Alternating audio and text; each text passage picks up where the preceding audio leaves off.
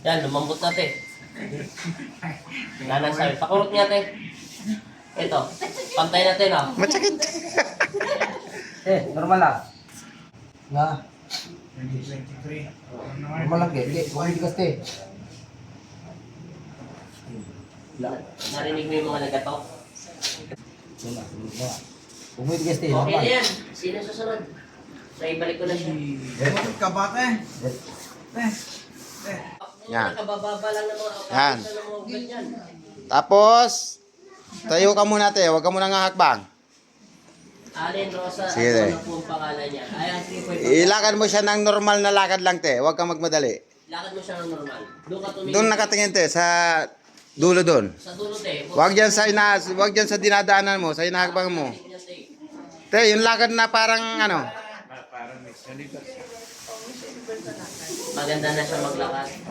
Te, may kasamang kinding-kinding yung lakad mo te ah. Ay, nagpapatsabi kaya natin sa sako. Hindi. O, di ba? Anong pinag-iba, te? Wala rin mo. O, palakpakan niyo naman si ate. Ilibin ka.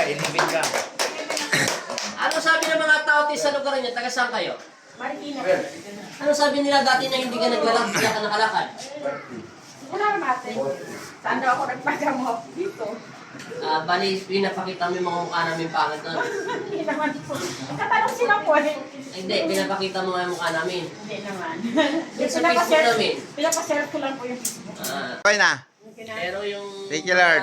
Yan po yung si ate. Araw-araw ko na ginagawa. Dating naka-wheelchair nung unang punta niya po dito. Nung July 4, 2023. Bali pang ilang beses mo na po ngayon ate? Patatlo. Thank you, Lord. At pinagaling ka na niya, te. Pagpatuloy lang ang pagdarasal ate. Manatili ka kay Kristo. Maraming salamat po sa inyong pagtitiwala sa alipin Ama Jesus Nazareno. Bye-bye po ate. Ko sa inyo, te. Wala po. Gamot na. Kasi marami akong naririnig. Thank you, Lord. Ano daw binayad ko sa inyo. Binabayan. Ay yaman ko